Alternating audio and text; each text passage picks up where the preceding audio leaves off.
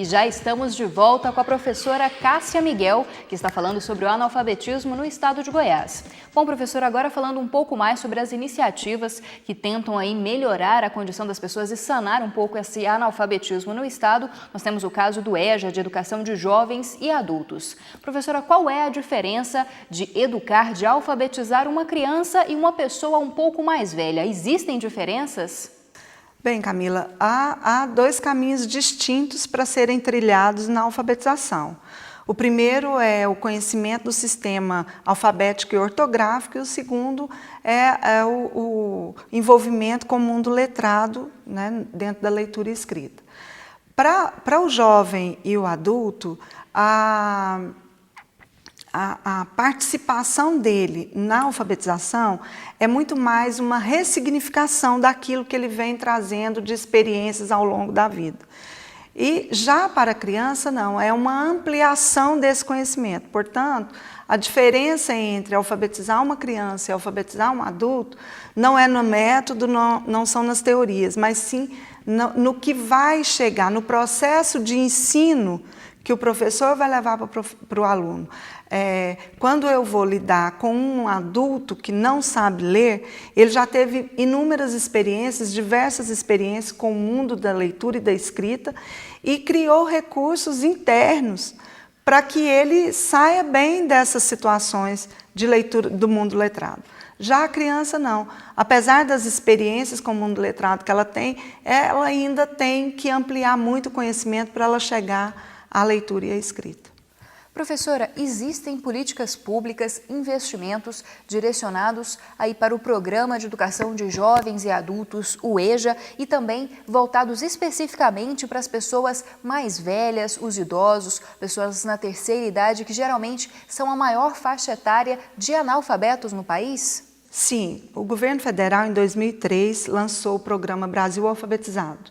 O Brasil Alfabetizado, ele cuida da alfabetização de jovens e adultos.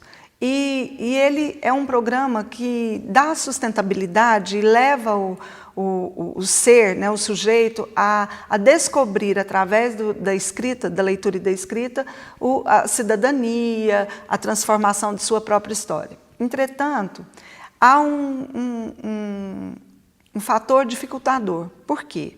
Porque é uma parceria entre o Ministério Público, que tem a Secretaria como mediador, e os municípios que vão para a ponta, que vão organizar todas as salas do Brasil Alfabetizado.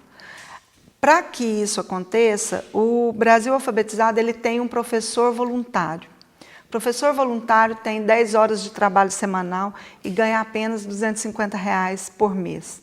Isso é um fator desestimulante, do qual faz com que todas as cidades que implantam esse programa tenham um rodízio constante de profissionais, até porque não encontra-se profissional disponível na educação para trabalhar voluntariamente, né? A gente sabe, porque a carga de trabalho do professor é sempre muito grande, então é muito difícil.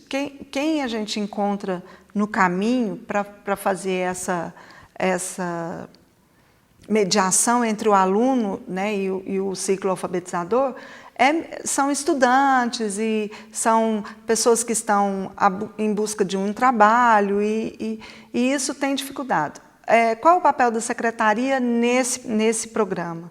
A secretaria faz toda a mediação da formação continuada desse professor, né, que atua lá na ponta, faz o atendimento com relatórios mensais do resultado do desenvolvimento de cada aluno, do desempenho de cada aluno, e leva para a Secretaria Municipal, para os voluntários, toda essa formação, e muitas vezes o atendimento passa de lá para cá, daqui para lá, e a gente vai levando com uma certa dificuldade, eu confesso para você. Professora, e o analfabetismo é uma preocupação também dos nossos telespectadores. Você confere agora uma pergunta vindo direto das ruas de Goiânia. Por que há mais negros entre os analfabetos? Bem, não só entre as pessoas negras, mas também entre as mulheres, as pessoas de extrema vulnerabilidade, que são a população indígena, quilombola, os privados de liberdade e as pessoas que vivem no meio rural. Então, essas têm mesmo um maior índice de analfabetismo, e o que precisa para dar sustentabilidade a esse contexto é uma política sustentável que leve até o contexto do educando, do analfabeto, que posteriormente se transformaria num alfabetizando, de políticas de sustentabilidade para levar o conhecimento até eles. E a gente ainda não tem muito acesso a esse tipo de trabalho. Bom, e um caso preocupante em relação ao analfabetismo é a cidade de Cavalcante, que tem a maior parte da população descendente ou quilombola. Nessa cidade, cerca de 25% da população, ou seja, 1/4 dos habitantes, não sabe nem ler nem escrever. Existe uma política específica para essas regiões de quilombolas ou de indígenas, para essas cidades onde o analfabetismo é mais grave? Sim, atualmente a Secretaria tem se preocupado muito com essa situação dessas regiões vulneráveis, como Cavalcante.